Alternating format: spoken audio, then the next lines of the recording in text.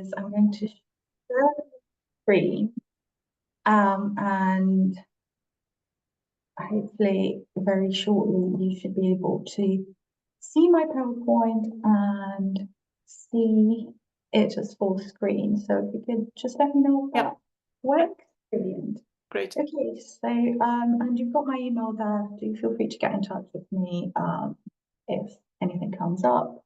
So thank you, everybody. Thank you again for the invitation. Thanks, everybody who came to this talk today, where I'm going to be taking you through the implications, the background, and the reworkings of the Demeter episode in Bram Stoker's Dracula. So in terms of the structure of this talk, I'm going to be, first of all, giving a little bit of background to the Demeter scene in Dracula, which, although brief, is, I would argue, very significant to the whole makeup of the novel, and as Emily Alder has argued, it actually anticipates the whole plot of the novel. In doing so, I'm going to be thinking about the Demeter scene itself as a reworking, and I'll tell you a little bit more about that in a minute. And then I'm going to explore how the scene itself is reworked in two films that have been released essentially pretty much a century apart. Murnau's 1922 Nosferatu and the recent Last Voyage of the Demeter, which came out last year. As I explore these texts, I'm going to be thinking about how the reworkings that are at the heart of Bram Stoker's own novel pervade these adaptations.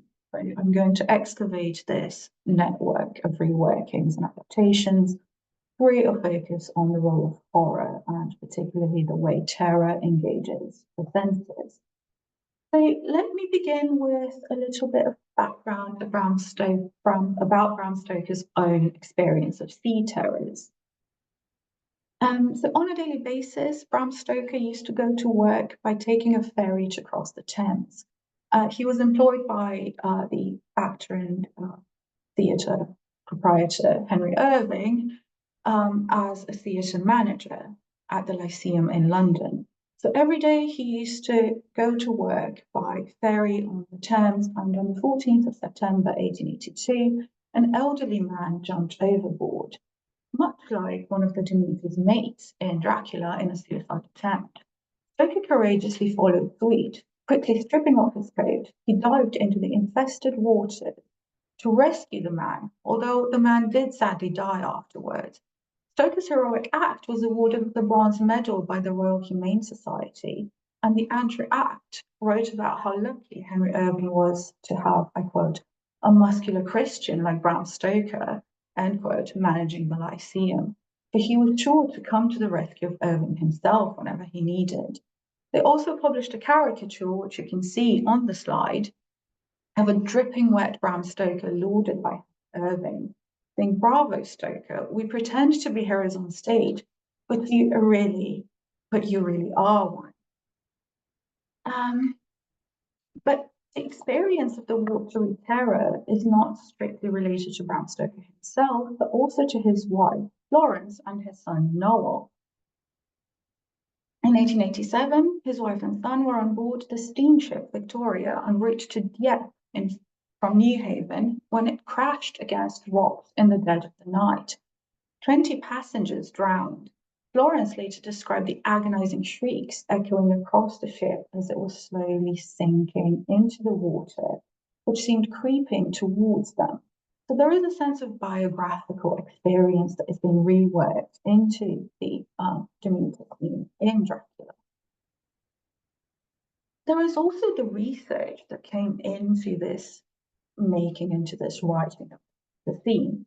Stoker knew very well how to interlace his intimate understanding of the sea's danger with his studious knowledge of local Whitby legends, to which the perfect storm of local flavour and universal human fear are woven together in the scene. So in 1890, 3 years after the accident, which almost claimed the lives of Florence and Noel, Bram Stoker vacationed in Whitby on the coast of Yorkshire. He spent his time there reading about a real-life wreck of a ship of a Russian schooner called the Dmitri during a sea storm on the Yorkshire coast. He also spent time chatting to locals about their tales of sea hauntings, much like Mina does in Dracula. He read documents of the Coast Guard and researched nautical slang and terminology. He broadened his knowledge of spectral sea tales by reading Henry Lee's Sea Fables Explained and Sea Monsters Unmasked, and Bassett's Legends and Superstitions of the Sea and of Sailors. So there is this element of research that is meeting the idea of experience as well that makes the Demeter scene so efficient in Bram Stoker's Dracula. Importantly, however, Bram Stoker very much positions himself within the domain of Gothic intertextuality. As soon as we see the Demeter drifting idly into Whitby Harbour, it is described as an idol, as idle as a painted ship upon a painted ocean. This is a quotation lifted immediately and directly from Samuel Taylor Coleridge's Rime of the Ancient Mariner, the context of which is after the mariner has shot the albatross, the weather turns completely unfavorable to them, rendering them stuck and trapped at sea. Day after day, we stuck, nor breath nor motion, as idle as a painted ship upon a painted ocean. Water everywhere, and all the water that shrink. Water everywhere, nor any drop to drink. Highlighting the thirst and the paradoxical gap between the idea of being surrounded by water and not being able to drink. This already destabilizes our perception of temporality. In Bram Stoker's Dracula, we witness the ship coming into Whitby Harbour, so we do not know at this point what happened on the ship. We have not seen the log of the Demeter. However, the moment we recognize as readers of Coleridge the Rime of the Ancient Mariner, we intimate that something has gone wrong on the ship. We intimate ideas of stuckness, of trappedness, and if we know what happens in the Rime of the Ancient Mariner, we intimate presences of the supernatural that are indeed unfavorable, threatening, and destabilizing to the human experience in very significant ways. Importantly, the Rime of the Ancient Mariner is also quoted in Mary Shelley's Frankenstein. So Stoker not only positions himself in a clear relationship with Coleridge himself, but also embeds himself in this clear literary tradition that goes from Coleridge through to Mary Shelley and through to his own fantasy epic of 1897, Dracula. So now I want to talk a little bit about why the sea itself is crucial. I mentioned at the beginning that Emily Alder has suggested that Demeter episode in Dracula anticipates the plot of the novel itself. It acts in a sense as a microcosm to the whole novel. And this is because, as Alder has suggested, the Demeter, like the Count himself, exists in an in-between state, undead, unreal, unnatural, other. And I would extend this by tapping into the idea that it is not only the ship itself, the Demeter itself, that is undead and that has a liminal in-between space, but also indeed the sea itself is a space where all human knowledge, all human experience, and the expectations that come with it is entirely destabilized. Indeed, there is an ontological connection then between the vampire as an undead, liminal, threatening figure and the liminality of the sea itself. Both the body of the vampire and the space of the sea are Gothic spaces which grow inextricably intertwined with each other.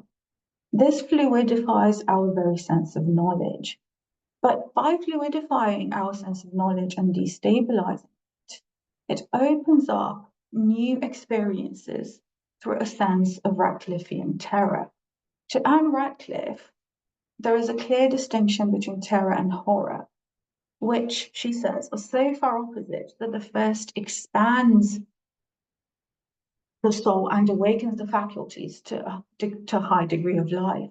The other, that is horror, freezes and nearly annihilates them. And Radcliffe goes on to say that essentially it is through the experience and the thriving of terror upon the idea of the unknown that this expands the faculties to a high degree, because essentially it invites us to dwell on that unknown, to grow comfortable with the discomfort, and therefore to experience these new ideas of epistemology sensuously rather than necessarily. But importantly, that idea of terror is at the core of this sense of epistemological awakening. And this is exactly what we get in the Demeter scene, as I shall discuss shortly.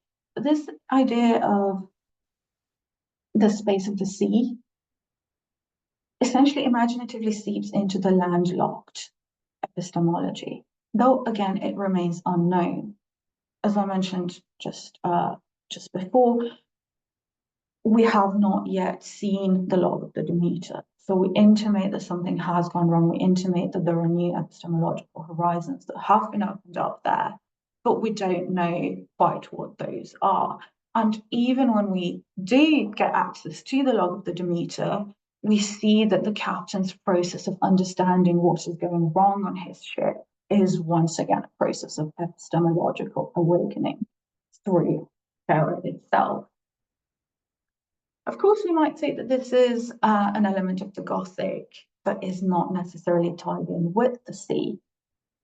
But I wish to turn now to Hester Bloom's introduction to oceanic studies, where she explores the idea of the ocean, of the sea, in a special issue that's called Atlantic Studies, as not just a metaphor for organizing human experiences that we know from our own rounded, if I may say so, experience. But Hester Bloom says that the sea is central, but central not just as a theme, I quote, or organizing metaphor with which to widen a landlocked critical prospect. In its geographical, historical, and imaginative properties, the sea instead opens up a new epistemology, a new dimension for thinking about depth and the extraterrestrial dimensions of planetary resources and relations. I would like to dwell a little bit on that idea of extraterrestrial, which we have so often associated with the idea of space, outer space, and aliens. But Hester Bloom employs it here in very clear terms, etymologically extra, outside, and terra, terrestrial. The sea, the ocean, is the ultimate destabilizing sense of human groundedness. And importantly, this destabilizing sense of human groundedness acts both physically, because and everybody who's ever been on a ship or on a ferry will know the wobbly knees and the sense of motion that lingers even after you step off the ship. So it's literally physically destabilizing with the verticality with which human beings inhabit the world, but specifically the ground, the land. But it's also destabilizing of systems of knowledge, understanding, and importantly, perception. It is therefore an uncanny space, and I'll explore that in more detail in a minute. But it is also a space in its destabilizing of systems of knowledge, of anthropological and anthropocentric systems, as well as the physical, organic destabilization. It is a space where physics and metaphysics collapse into each other. And that's exactly what happens in both Coleridge's Rime of the Ancient Mariner and in Bram Stoker's own novel, because the vampire, supernatural creature, is inhabiting this space, this isolated space, and threatening that safety or that perceived safety of the ship. So I'm going to turn now to Murnau's 1922 Nosferatu, and I'm going to play a clip from it just very briefly now for you.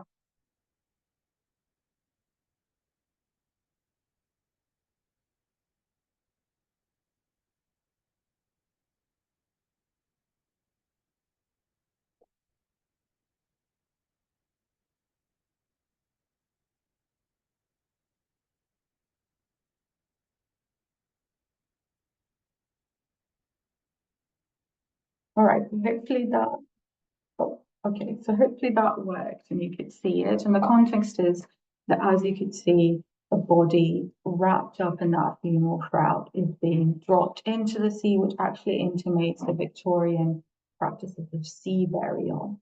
Interestingly enough, when I was re-watching the scene on YouTube to remind myself of all the details of it, I saw a comment saying that, can you imagine how much more terrifying this would be if this hadn't been a silent film, if we had the actual sound and screech and the screams and the dialogue? And I think that quite the opposite can be argued. I think that part of the engaging terror of Nosferatu emerges precisely from an idea of acoustics of death and corporeality at sea, which Murnau's film excavates from Stoker, or should I say, brings to the surface, to keep in line with the oceanic theme, brings to the surface from Stoker's text, but that also manages to uncover those underlying Coleridgean echoes that pervade Stoker's own novel. And these Coleridgean echoes, I would argue, concern a sense of the acoustics of death and corporeality at sea. So, in The Run of the Ancient Mariner, Coleridge writes, "One after one by the star-dogged moon, too quick for groan or sigh, each turned his face with a ghastly pang, and cursed me with his eye. 4 times 50 living men, and I heard nor sigh nor groan. With heavy thump, a lifeless lump, they dropped down one by one." You will notice here that it's almost as if the curse, the deathliness at sea, this sense of stuckness, paradoxically travels quicker than sound. There is no time for a groan, no time for a sigh. The mariner does not hear the deathly groans of his free that is dropping down. The Gothic sea makes impossible both utterance and understanding, and of course, utterance and understanding are inextricably linked to each other. Too quick for groan nor sigh makes the eye a central focus, but within the seascape, even the land-bound mechanisms of perception can no longer hold, they can no longer stand vertically. A curse is usually uttered, a curse is usually said or invoked, but through language. The very language then of human communication, even of human imprecation, even if the idea of the curse completely collapses, it sinks, it drowns into the sea. Indeed, the curse is both given and received through the visual, through the eye, furthering the impossibility of language structures within the Gothic ship and within the Gothic sea. The collapse of language instead drives our attention to the deathly acoustics of the space itself, the acoustics of death at sea, and importantly, to how the human body, if we can even still talk about the human body, inhabits these acoustics at sea. And we are dealing here, I would argue, with a literal and a metaphysical collapse of the human. Yeah. So the very notion of gravity, which is otherwise displaced at sea, as I mentioned, anybody who's been on a ship will know how difficult it can be, especially if it's a bit rocky, to stand straight, to keep one's feet, as it were, on the sea. So this sense of gravity grounding us is completely displaced in the fluidity of the sea, in the rock of the waves and push and pull of the tides. But when we get the sense of gravity here in Coleridge, it becomes oppressively evident through the sound of death itself, for that acoustics of the heavy thump displacing just momentarily the fluidity of the medium of the sea at the actual moment of death, at the actual moment when those bodies collapse and hit the boards of the ship, thumping. Similarly, the amorphous, lifeless lump intimates a sense of solidity, of matter, of a mass. But it is only through the reworking of the human body into a nameless slab of corpses that any recognition of humanity and of knowledge and of the solidity that we associate with land-bound experiences is paradoxically made possible. This echoes the eerie stillness of the idleness of the painted ship on a painted ocean.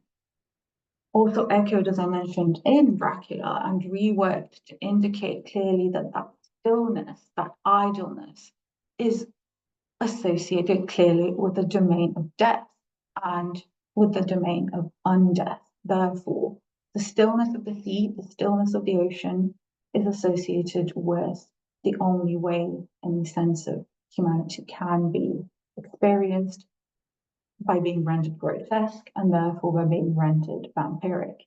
The sea and the vampire cannot be extricated from each other. But these intertextual echoes render the predicament of the Demeter's crew even more interesting. For we know from Coleridge again that human speech is only possible through a vampiric act. A bit earlier on in Coleridge's poem, we find the mariner and his crew consumed by that thirst that I mentioned is expressed through water everywhere, nor any drop to drink. When they see a ship that turns out, in fact, to be a ghost ship, the mariner says, with black lips baked, with throats unslaked, we could nor laugh nor wail. Through utter drought all done we stayed. I bit my arm, I sucked the blood, and cried, a sail, a sail. So it is only through the self-vampiric act, the mariner biting his own arm, literally to drink his own blood, to quench the thirst and be able to utter, that the linguistic structures of human communication are restored at sea. So to return to Nosferatu, there is this idea of the body being dropped into the sea. We almost intimate that sense of the thumb, although it is being dropped into the water. We can imagine the splash, but it is promised and never quite delivered, engaging our senses of terror, that sense of the unknown, that Anne Radcliffe associated with the idea of terror. It is the sense of the heaviness of the human body that we feel, that we experience, the gravity of it as it sinks like lead into the sea, as Coleridge himself puts it when he describes the albatross falling off the mariner's neck. Importantly, the body is shrouded. We do not see the body. We do not actually experience it, engaging once again that sense of the Radcliffean terror, allowing us to imaginatively reconstruct it through our senses. So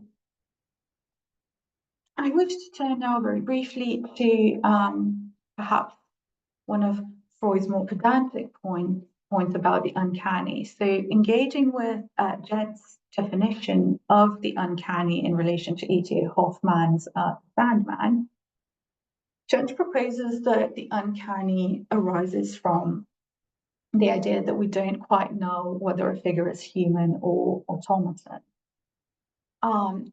creating a sense of intellectual ambivalence, intellectual uncertainty. And while Freud does not dismiss that as a source of the uncanny, he goes on to give a little bit of a summary of E.T.A. Hoffmann's The Sandman, and concludes that, I quote, no doubt the feeling of something uncanny is directly attached to the figure of the Sandman, that is, to the idea of being robbed of one's eyes, and that Jentsch's point of an intellectual uncertainty has nothing to do with this effect. Uncertainty whether an object is living or inanimate, which we must admit in regard to the doll Olympia, is quite irrelevant in this connection. So the uncanny emerges from a threat to the senses rather than a threat to the intellect. And it is once again that ambivalent threat that concerns both body because being robbed of one's eyes is quite literally being robbed of a part, being mutilated, being losing one's body or a part of the body. But it is also psychologized. It is also referring to being robbed of one's perception, and quite a central part of perception. And this is exactly what happens in the scene that we have just watched. But the sea, the uncanniness of the sea implicates all the other senses as well. We're robbed quite literally in a silent film like Nosferatu, not just of our eyes, not seeing the body as it's wrapped, but also of our ears. So the uncanny spreads away from the threat to the eyes to the threat to the senses more broadly. And now I'm going to just play another quick scene from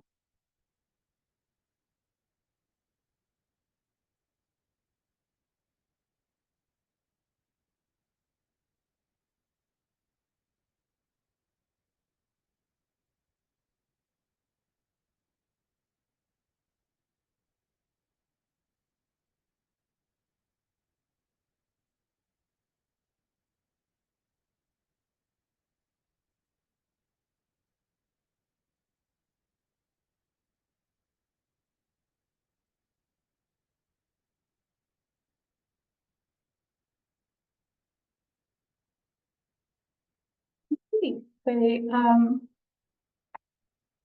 yeah, so what we see there is the sense of the silent scream, right? And it is only through the vampiric presence that any sense of a reconstruction of the senses and therefore of human experience can take place. We do not hear the scream, we intimate it through visual perception, but is also hindered because of the sense of the uncanny threatening to take away our eyes. Well, on the other hand, we see Count Orlok's body rising quite literally from the grave. So any sense of knowledge, any sense of us perceiving, any sense of a reconstruction of perception happens through the focalizer that is Count Orlok himself. Indeed, he emerges as the only gravitational force on the ship, the only body that can literally stand, precisely because it is undead and human, both metaphorically and literally. It stands as we have seen it uncannily rise from its coffin, but it's the only one that can stand because it is the only one that is not being threatened by a vampiric presence. Physically and metaphysically, it is the only body which keeps a tie to the earth, which keeps a tie to landlockedness or landboundedness. And indeed, it is his boxes of earth that quite literally ground him, whereas everybody else's experience is ungrounded, just like the mariners in Coleridge. And I'm almost skipping Stoker here and really excavating those echoes of Coleridge in Murnau's film. But of course, it is an uncanny body itself. Nosferatu's body itself is robbed of its voice, it's robbed of its speech, because it is, after all, a silent film. It is one governed by silence whose relief is deleted or delayed because the very idea of an utterance or prayer remains impossible. Both in Coleridge and in Dracula, we do get a sense of a prayer being ultimately uttered, whereas here in the silent film, the very medium prevents it. Orlok's body is itself as incongruous as the sea, and as incongruous as that of the mariner himself, who, gazing upon the slimy things that crawled with legs upon a slimy sea, wishes for death and yet lives on. The seascape untangles even the uncanny from its landlocked perspective and makes the mariner wish for the loss of sight. Gazing upwards towards the long and slender body of Count Orlok, his elongated figure oppressively towering over our own gaze, we too wish for the release of darkness. We wish, quite literally, for our eyes to be taken away. The low camera angle and the expression aesthetic of Nosferatu, engage again that sense of Radcliffean terror through the sensory and emotional destabilization. We want to look away. There is no way we can look away because, again, our gaze is focalized through his uncanny body. It instantiates a view as aphoria, seeking relief from the uncanny through the uncanny itself. Importantly, however, this negotiation of the uncanny in Coleridge, Dracula, and Murnau is in Radcliffean manner framed as an epistemological act. So when we see the log of the Demeter, we find that the captain woke up from a few minutes' sleep by hearing a cry seemingly outside his fort. He could see nothing in the fog. So notice once again the occlusion of the visual perspective. His own eyes, just like ours as readers, are being taken away. He rushed on deck and ran against the mate. He tells me he heard a cry and ran. Once again, that sense of acoustics is being filtered, while in Murnau's film, it's filtered through the visual. Here, it's filtered through the very act of reading. But there was no sign of man on watch. There is that sense of the unknown. And then the captain breaks out in Lord, help us, only to finish, and God seems to have deserted us.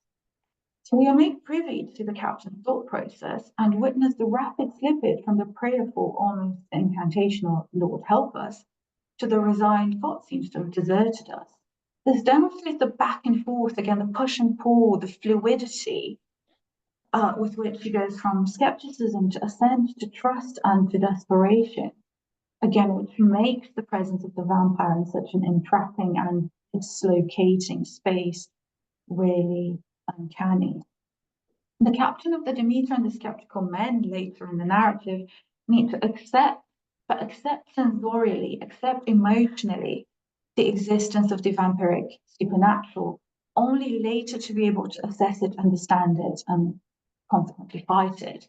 But this happens through the senses and through that very medium of terror.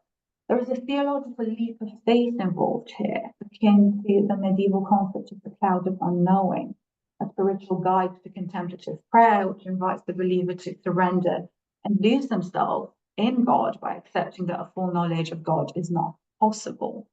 So there's this mystical practice entailing an acknowledgement that beyond the incarnation and the sacraments, some dimensions of the divine exceed the bounds of material knowledge. And that's exactly what we get with Count. There's a sense in which the captain and the crew and the reader needs to take a leap of faith and give themselves to the quasi-sacramental presence of the vampire himself. And it is indeed this same sense of epistemology, of working through that sense of horror, accepting the destabilization and accepting the sacramental, accepting the sacred within the profane, within the devilish, that allows the mariner finally to pray in Coleridge's Rime of the Ancient Mariner after contemplating the hideousness of those slimy things that crawled with legs. The self moment I could pray, and then the albatross falls from his neck in an undoing of the curse. So what happens then in the recent film, The Last Voyage of the Demeter? Considering how important, as I hope to have demonstrated, the Demeter scene is in Dracula, I had very high hopes for this reworking precisely because it zooms in on the experience on the Demeter. Unfortunately, I found that there were some problems with it, as I shall shortly demonstrate, but not in the least its continued exoticization of Eastern European spaces and characters. And although it's been a film that has attempted to be quite aware of racial issues, has nonetheless fallen into the trope of casting a white woman as a Romany character and confused Romany and Romanian in its setting where the young boy informs the audience that he has learned a little bit of Romany, which is an Indo-Aryan language spoken by the Romani people, controversially referred to as gypsies, but proceeds to speak broken Romanian in the film. So unfortunately, it's not managed to move beyond these exoticizing tropes. Having said that, there is certainly a negotiation of watery terror and an attempt to destabilize landlocked perspectives in the film, fixating us on the uncanniness of the visual. This happens in several places across the film. One is when when one of the shipmates notes that the skies are angry, whereas Clemens replies, "The skies feel nothing, my friend. It's precipitation and air pressure," which intimates that same sense of negotiation between skepticism and assent that we find in the Captain of the Demeter. Although in the film it is unfortunately split between two characters, favouring a very intellectualizing perspective from Clemens, who is ultimately, and if you haven't watched it, there's going to be a spoiler now, who is ultimately the ultimate survivor of the shipwreck.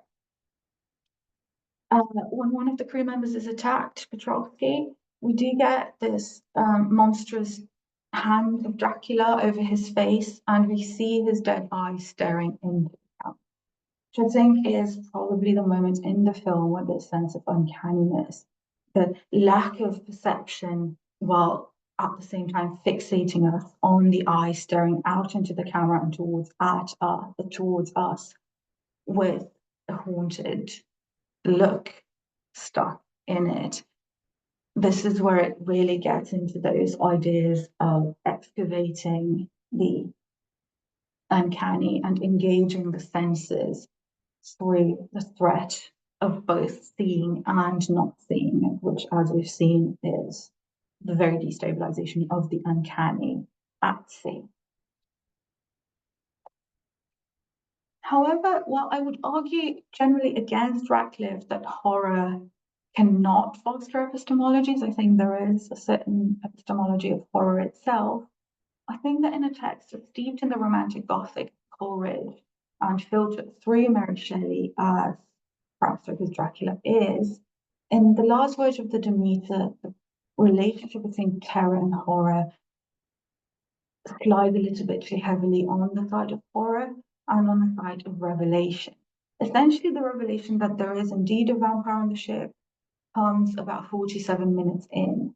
So although not all characters necessarily understand what is at play, they understand that there is a malevolent presence on board with them, and we as viewers understand that this is a vampire. But although terror is mediated, it is revealed too soon, essentially eliminating that emotional engagement of the ability of both the vampire and the unknowability of the space itself. Clemens says that something is on the ship, that something is real, and it is there whether we choose to believe in it. But that forefronting of choosing to believe in it or not, that choice essentially engages the intellect, because this is an active choice rather than an effective choice that we make, unlike being forced into our own perspective that we ultimately wish to escape in both Coleridge's Mariner and in Murnau's Nosferatu. We are invited here to analyze the choice that we make alongside the characters. And I talked in Nosferatu about how the body is wrapped up in the funeral shroud and how that intensifies the idea of terror that is, again, excavated from Stoker and re-Stoker from Coleridge, that dwells on the sense of impossibility of a unified perception. In The Last Voyage of the Demeter, we move towards that sense of unknowability, only to then be pulled back into the fullness of landlocked perspectives. This happens several times in the film, but perhaps one of the most significant scenes is where the boy Toby, who has been attacked and fed on by Dracula and has therefore run the risk of becoming a vampire himself, and he's in the process of transformation, is being wrapped in a funeral shroud and his body's about to be dropped into the sea. At this point, the captain sees him move and believes that he's still alive and that something can be done about it. So he wraps open the shroud itself and we see Toby's face. And while this engages obviously a sense of horror, that sense of the uncanny and unknowable terror dissolves into a rational understanding of what has happened. We then see the body bursting into flames and sinking into the sea. Because we see this, because we hear it, because we understand it, we are horrified, but we are horrified in landlocked ways. We can understand and we can analyze and we can express the mechanism of horror here, which I think ultimately extricates the vampire from the space of the sea itself.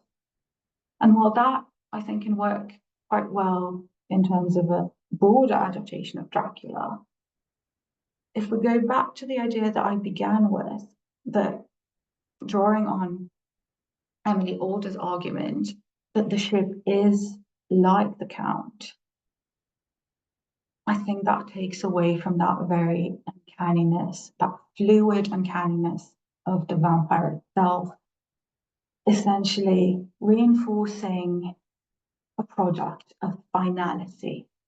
It is a utilitarian strive towards survival rather than the ever-reinforcing mechanism of the uncanny, rippling like the sea again and again.